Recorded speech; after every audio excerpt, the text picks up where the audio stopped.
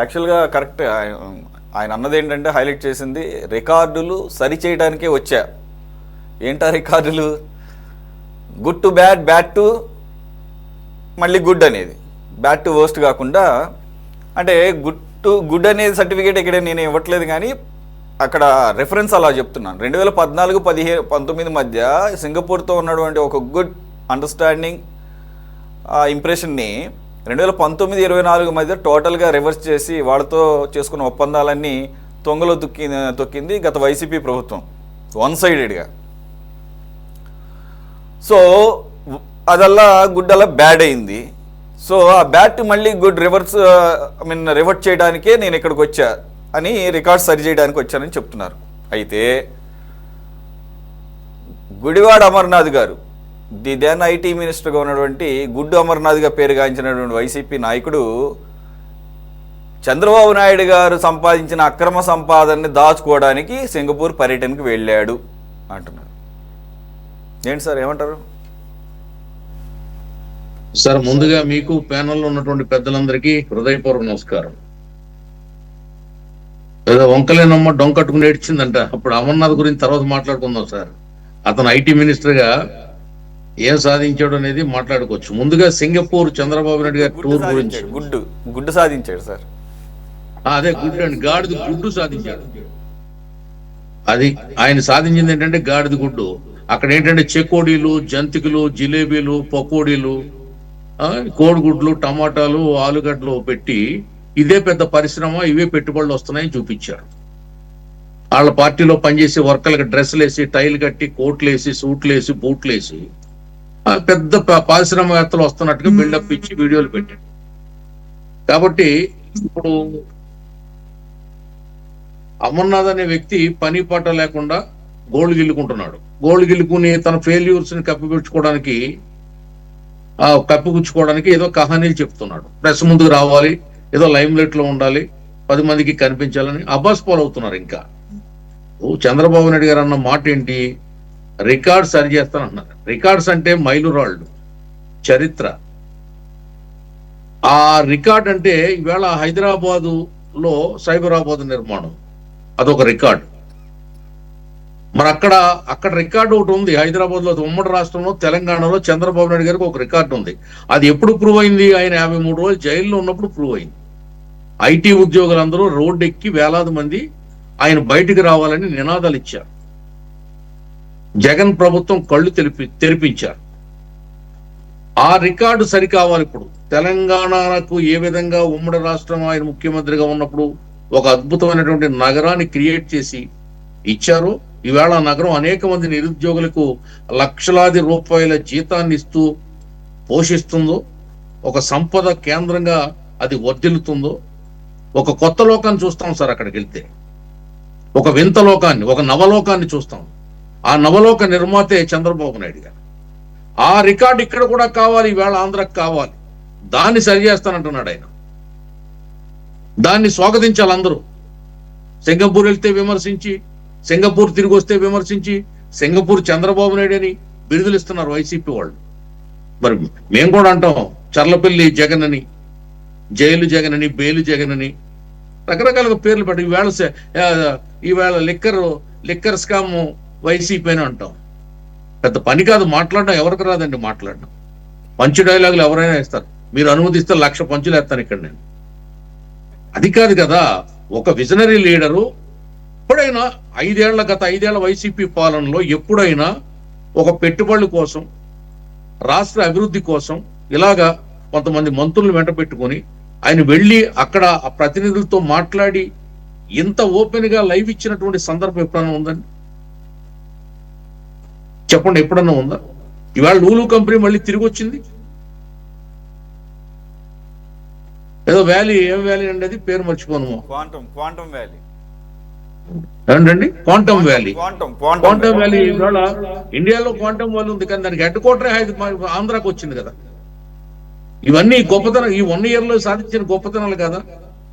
ఏదైనా ఒకటి నిజం సార్, ఈ రాష్ట్రానికే కాదు, చంద్రబాబు నాయుడు గారు ఏ రాష్ట్రాన్ని పరిపాలించినా ఆ రాష్ట్రం ఒక నవలోకంలాగా తయారవుతుంది. నవయువతకు ఒక ఆలంబనగా తయారవుతుంది. ఒక ఆదాయాన్ని ఇచ్చే బంగారు బాతులాగా తయారవుతాయి. ఇది నిజం, చరిత్ర చెప్తున్నటువంటి సాక్ష్యం. దీన్ని కాదంటే వాళ్ళు గుడ్డివాళ్ళు, చెవులుండి వినలేని వాళ్ళు, కళ్ళుండి చూడలేని వాళ్ళు, వాళ్ళతో మనం వాదించడం కానీ ఇంకోటి చేయడం కానీ వేస్ట్ అని నా ఉద్దేశం. చూడండి, ఈవేళ ఈ 1 year లో డిపార్ట్మెంట్లతో సమీక్షలు చేసుకుంటూ జరిగినటువంటి విధ్వంసాన్ని సరి చేసుకుంటూ రాష్ట్ర పరిపాలనని గాడిలో పెడుతూ శాంతి భద్రతలను గాడిలో పెడుతూ మళ్ళీ పాత పరిపాలన తీసుకొచ్చారు. ప్రభుత్వం అంటే ఏంటంటే జవాబుదారీతనంతో పనిచేయాలి. గవర్నమెంట్ ఆఫీస్ ఎలా పనిచేయాలి? ప్రైవేట్ వ్యక్తులతో, వాలంటీర్లతో పనిచేసేది. లేకపోతే మద్యపానం ఏ విధంగా మద్యపానం పాలసీ ఉండాలి? ప్రైవేట్ వ్యక్తులతో ఉండాలా? ప్రభుత్వ దుకాణాలు ఉండాలా? ఆ దుకాణాల్లో మళ్ళీ ఎవరో పనిచేయాలా? అక్కడ పనిచేసి ఉద్యోగులు ఎవరు? ప్రభుత్వ ఉద్యోగులు ఉన్నారా? ప్రభుత్వ దుకాణాల్లో ఎవరున్నారండి? ఏమిటి అసలు ఆ పాలసీకి? ఇసుక ఉంది, ఆ పాలసీ ఏంటి అసలు? ఇప్పుడు తీసుకోండి, ఏ పాలసీ అయినా ప్రభుత్వ పాలసీ అంటే ప్రభుత్వ పాలసీలా ఉండాలి. ప్రభుత్వం ఇది ప్రైవేటు ముఠా కాదు, ప్రైవేటు దందా కాదు, ఫ్యాక్షన్ ముఠా కాదు. ఒక మేధస్సుతోటి ఒక ప్రణాళికాబద్ధంగా భావితరాల కోసం, ఈ ఆంధ్రప్రదేశ్ నిర్మాణం కోసం, ఈ నవ్యాంధ్రప్రదేశ్ నిర్మించడం కోసం చంద్రబాబు నాయుడు గారి ఆలోచన, అడుగులు, ఆయన ఆరాటం, ఆయన పోరాటం, మనం అందరం ఖచ్చితంగా ఆయనకు అండగా దండగా కైదండగా నిలబడి తీరాల్సిందే. ఎవరైతే చంద్రబాబు నాయుడు గారిని వ్యతిరేకిస్తారో వాడు తెలుగుడు కాదు, వాడు ఆంధ్రుడు కాదు. ఎంతకాలం రాజకీయం మాట్లాడతాం? ఎంతకాలం పార్టీలను వెనకేసుకొస్తాం? ఎంతకాలం కుటిల క్షుద్ర రాజకీయాల్లో మునిగిపోయి ఈ రాష్ట్రాన్ని మనమే రూపం అప్పుకుంటాం? ఒక రాజధాని లేని రాష్ట్రంగా చేసుకుంటామా? ఇటువంటి కహానీలు చెప్పి ఎవరు చేయలేరండి. కుతర్కం ఎవరు చేయలేరు. కుతర్కం అందరం చేస్తాం. ఎడ్డమంటే తిట్టమంటాం, పెద్ద పని కాదు, అది కాదు. పాజిటివ్ గా మాట్లాడాలి. సరదాగా వెళ్తున్నారు ఆయన సింగపూర్, సరదాగా ప్రభుత్వ ధనాన్ని వ్యయం చేస్తారా? వెళ్ళకపోతే పనులు ఎలాగవుతాయి? వెళ్ళకపోతే తప్పు, వెళితే తప్పు. ఏమిటి సార్, విమర్శకు కూడా అద్దు పొద్దు ఉండాలి కదా. ఎందుకు విమర్శిస్తున్నారు వీళ్ళు? వైసీపీ వాళ్ళు మీరు చేయలేకపోయారు. మీకు ప్రజలు మంచి బలం ఇచ్చారు, 151 సీట్లు ఇచ్చారు. ఎంతసేపు ఏం చేశారు? ప్రజలకు తాయిలాలు ఇస్తే, ప్రజలకు డబ్బులు ఇచ్చేస్తే, పథకాల పేరుతో, సంక్షేమం పేరుతో వాళ్ళు ఓట్లు వేసేస్తారు. మనం 30 ఏళ్ళు అధికారంలో ఉండొచ్చు, ఇంకెవడో ఇక్కడ ఉన్నాడు. అధికారంలో ఉండాలంటే ఏం చేయాలంటే తెలుగుదేశం పార్టీని అడ్డంగా నరికేయాలి, ఆ పార్టీని ఇబ్బంది పెట్టాలి. చంద్రబాబు నాయుడు సహజంగా భయస్తుడు, పిలుకోడు, వాళ్ళ ఉద్దేశం. బెదర కొడితే బెదిరిపోతాడు. కేసీఆర్ ఏదో తాటేకి చప్పుడు చేస్తే ఆయన ఆంధ్రాకి పరిగెట్టుకు వచ్చేసాడు.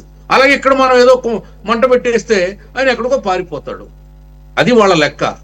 ఆ లెక్కలు, ఆ తెక్కలు ఇక్కడ కుదరవు సార్. ఇక్కడ ఉన్నది చంద్రబాబు నాయుడు గారు, ఆయన వెనకాల ఉన్నది 1 కోటి మంది తెలుగుదేశం పార్టీ నాలాంటి సైనికులను. దేనికి భయపడం, దేన్నైనా ముద్దాడుతాం. ఉరితాన్ని కూడా ముద్దాడుతాం, తుపాకీని ముద్దాడుతాం, బాంబును ముద్దాడుతాం. దేశాన్ని, రాష్ట్రాన్ని, చంద్రబాబు నాయుడు గారిని, తెలుగుదేశం పార్టీని కాపాడుకోవడం కోసం, ఈ రాష్ట్రాన్ని అభివృద్ధి చేసుకోవడం కోసం, ఈ రాష్ట్రానికి ఒక నవ్యమైనటువంటి ఒక ఉత్తేజాన్ని తీసుకురావడం కోసం మేము దేనికైనా సిద్ధంగా ఉంటాం.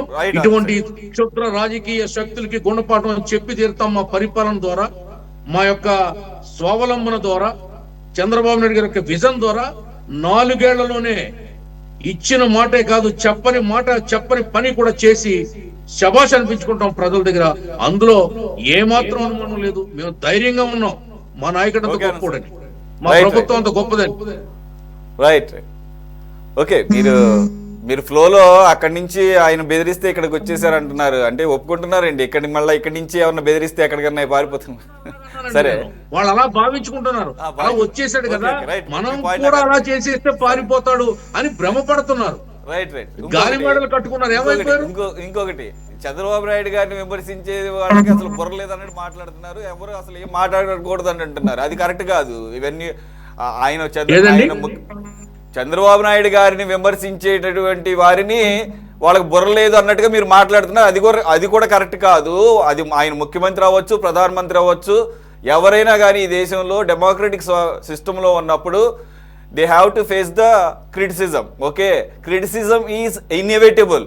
తప్పులు సహజం. అందులోనూ ప్రభుత్వంలో ఉన్న పెద్దలు సహజంగా తప్పులు చేస్తారు. సద్విమర్శ చేయమనండి. సద్విమర్శ చేయమనండి, రైట్, మేము స్వాగతిస్తాం. ఓకే. అంతేగాని గాడిద గుడ్డు లాంటి మనిషి ఓకే, ఒక ఓకే. IT మినిస్టర్ మీరు ఆ కాంటెక్స్ట్ లో మీరు ఆ కాంటెక్స్ట్ లో మాట్లాడితే ఓకే, కానీ అసలు ఎవరు ప్రశ్నించకూడదు. అది ఏమంటే విమర్శలే అలాగే రాజకీయాల్లో విమర్శ లేకుండా ఉండదు. ఆ మాత్రం 40 ఏళ్ల రాజకీయ ప్రస్థానం నాది.